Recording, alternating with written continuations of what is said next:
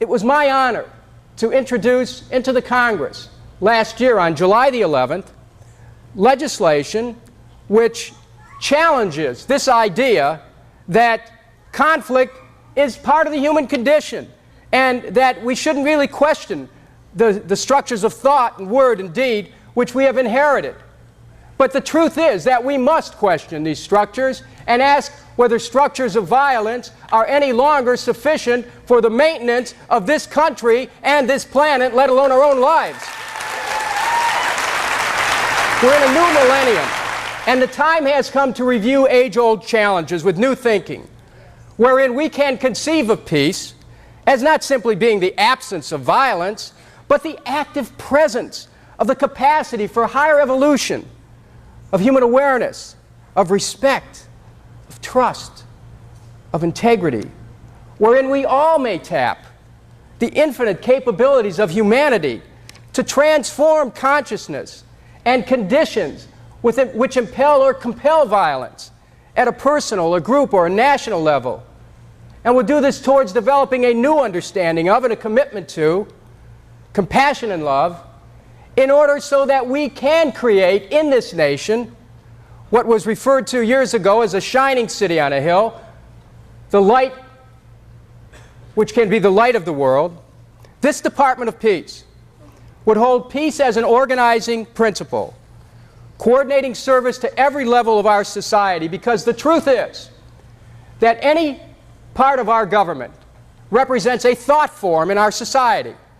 $400 billion for the military budget represents a powerful thought form in our society.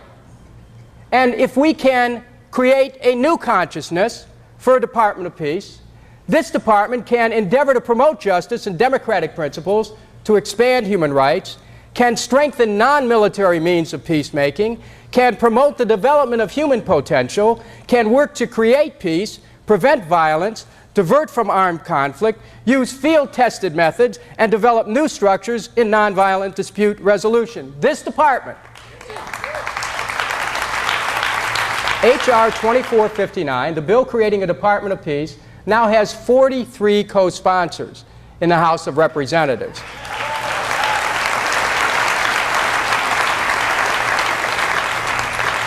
Today, I'm here to appeal to you to not only become involved in supporting this idea to transform the meaning of our government through working to make nonviolence an organizing principle, which you already live, but to have this become the consciousness of the nation. And in addition to that, H.R. 3616 is a bill that seeks to stop weapons from going into outer space. Today, there is a plan in our government, sad to say, under the rubric of what's called, paradoxically, Vision 2020, but there's nothing about seeing straight about this plan.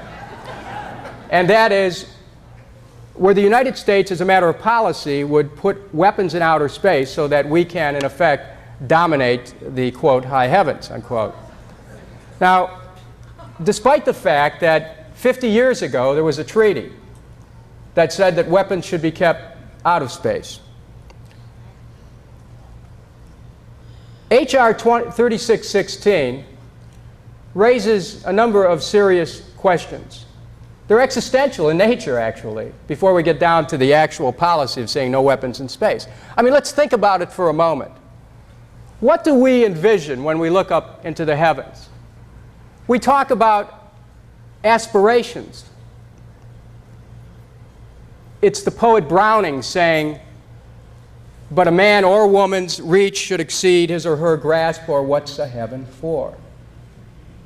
It's the idea that we can keep reaching and reaching as far as our own vision can take us. There is something about looking out at the stars on any evening that makes us feel part of this wondrous creation. And yet, that transcendent moment, which is our right as a human being to experience, is being reinterpreted by those who want to make outer space a place of foreboding. In my office, I have two pictures. one of Abraham Lincoln and another one that was taken with the Hubble telescope of the Eagle Nebulae.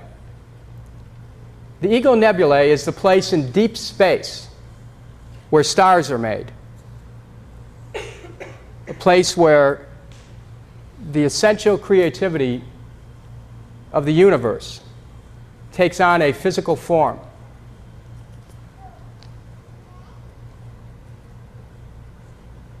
Our farthest dreams reach out past that to a place of infinite peace and infinite love and infinite understanding. And we have a right to claim, as citizens of a common planet, that heritage for ourselves and for our children and future generations. And we have a responsibility to challenge those who are so filled with fear, to challenge those who feel that somehow we live in a unipolar world where America is king, to recognize that every man and woman on this planet is a king, that every person in their humanity has great meaning, that every person's life has great value, that every person ought to be given the chance to live out their lives in dignity and decency without fear of destruction.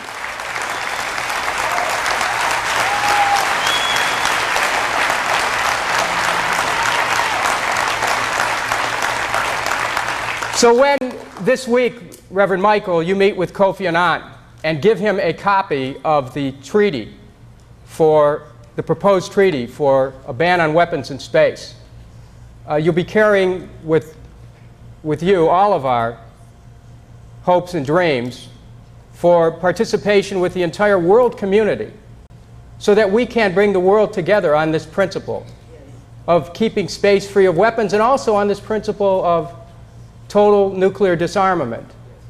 We have to have capacity in these times in our ability to make a difference.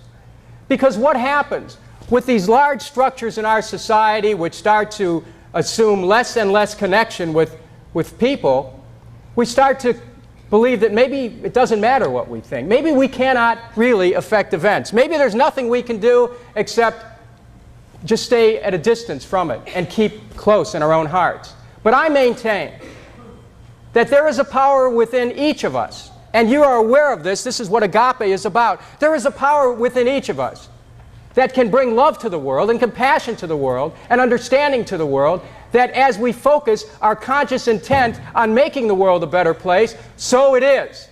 And we need to communicate that all across this country. This has to be part of the promise of America, a new America, not an America of fear, but an America of hope. Not an America where we worry about being attacked, but an America where we reach out and help people. Not an America where we worry about destruction, but where we are pledged to construction of a new world.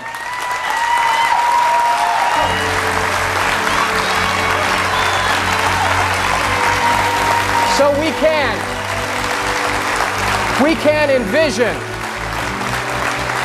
envision that new world. That's my commitment. I'm sure it is yours too. God bless all of you. Thank you.